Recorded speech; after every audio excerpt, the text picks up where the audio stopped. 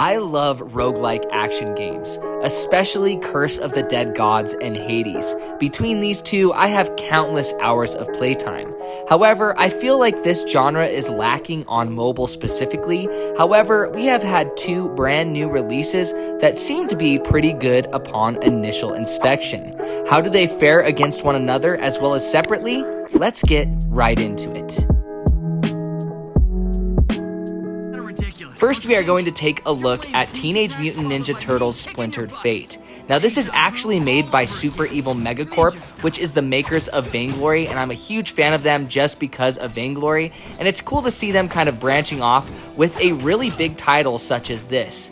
Now, this is a roguelike action game where you can choose which turtle you want to play as, and each turtle has their own unique abilities and play styles, and then you delve into dungeons, so to speak, and you defeat enemies and bosses, and get all kinds of cool upgrades, weaponry, and customizables. What really impressed me as a fan of TMNT is that everybody seems to be voice acted in this game, and they are voice acted well. And there is a pretty cool little storyline threaded through each and every part of this game, which is really refreshing, especially in a genre such as this. That is what I loved about Hades, is that I was able to talk to characters in between runs and kind of get story bits here and there and a lot of fan service. And that happened with this game, and I really enjoyed that aspect. TMNT Splintered Fate also sticks to its source material extremely well. All of the enemies that you're encountering and the areas that you're seeing have been seen in TV shows or movies before, and as a fan of TMNT, I was geeking out the entire time. It's important to note that the controls of this game on touchscreen are incredible. I never had any issues whatsoever with them. I didn't feel like I needed to fiddle with them, and it's so refreshing in a roguelike action game to not feel like the controls are working against you, so I was really impressed on this point as well. However, the most important fact for me is the gameplay loop was addicting.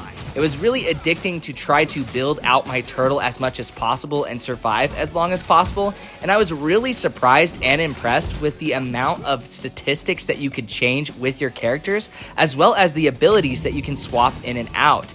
And then in between runs, you're utilizing currencies that you earn during runs to upgrade your characters even further. There is so much opportunity for builds and customization in this game, and that's what kept me coming back over and over again. As a huge Teenage Mutant Ninja Turtles fan, I was enjoying every second of this game, and I think this is hands down the best TMNT game we have ever seen on mobile. And I think it's worth the $5 Apple Arcade subscription alone just to play the crap out of this game for 1 month and then cancel it afterwards. It's almost unfortunate that it is on Apple Arcade because it's so good that I wish more people could experience it, but I know a lot of people will pass it up since they don't want to subscribe to Apple Arcade. But at the end of the day, as a roguelike action game, this is really, really good. The second game I want to share with you all is Rogue Palace. Now, this is a spin-off of the Mighty Quest franchise. There's actually another game on mobile of Mighty Quest that was actually pretty greedy, so I didn't stick with it. But these series of games have a heavy emphasis on loot. So think about Diablo, but it doesn't take itself seriously whatsoever. So the art style is kind of wacky, and there's a lot of wacky loot to wear.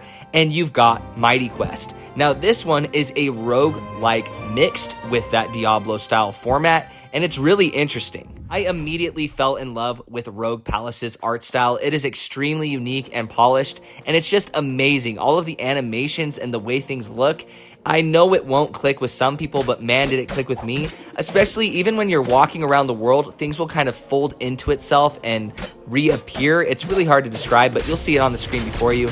Really impressive. As I mentioned briefly, this has a heavy emphasis on loot similar to Diablo, and that is how you change your character's stats. And it appears on your character too, which I thought was super cool. I love when the equipment actually changes the look of your character. It makes it so much more rewarding to grind for certain aspects of your set, and it's just awesome.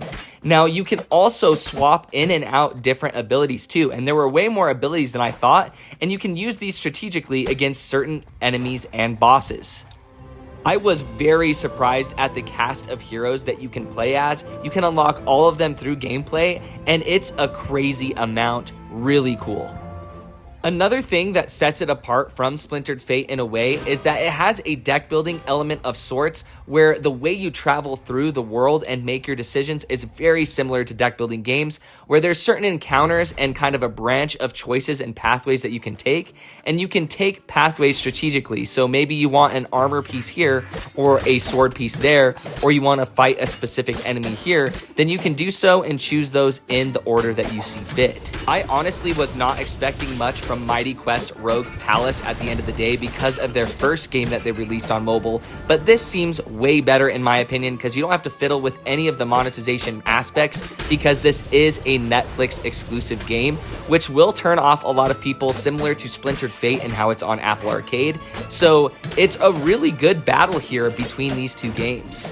As you've seen throughout this video, both of these games are actually quite similar to one another when it comes to their gameplay loops and their gameplay mechanics, such as their consistent progression in between runs and the progression during runs, and kind of choosing what character you want to play as and manipulating them and turning them into the play style that you want to play. However, they definitely have some differences from one another, and they feel more different the longer you play them. Now, I would say the more linear experience to be had is with Splintered Fate. I found it much more straightforward. It's not trying to do anything dramatically different that you haven't seen in Hades or games of that ilk, but it does it incredibly well because of the incredible fan service. I think you couldn't ask for better fan service in a Teenage Mutant Ninja Turtles game, especially on mobile, and that's where it truly shines, and it's just not overwhelming whatsoever. You know exactly what you're doing at all times, and that's really refreshing. On the other hand, Mighty Quest Rogue Palace immediately feels like it has a lot more going on with everything in general. It has that action RPG feel with Diablo looting mechanics thrown into the mix, as well as Hades mechanics that you've seen before, but then there's a ton of different heroes that you can unlock and play as, which offers a ton of replayability and depth with builds that you can experiment over and over again with. And then there's the consistent progression with skill trees, and you have way more choices involved during runs where you can choose what you want to do and what paths to take. So if you're looking for a bit more depth and a bit more content, I would go with Mighty Quest Rogue Palace without a doubt. I have to admit that Splintered Fate is still my favorite game between these two. I've already hinted at the biases associated with Teenage Mutant Ninja Turtles. I'm just too much of a fan, and the fan service was done too well for me not to love this game from beginning to end, as well as I feel like it really scratches that Hades itch, and it doesn't do anything incredibly different from Hades, but what it does so well, and it's a smooth and straightforward experience that I really enjoyed. Alright guys, that was my comparison of both of these games and which one was my favorite. Don't forget to leave a like, pop a sub, and comment down below your favorite if you've tried both of these. And what do you think? I want to get some discussions about these games going because honestly, either game could be better than the other. It's very dependent on who plays them. So I'm excited to see what you guys share. I love you guys. I hope you guys are staying safe and take it easy.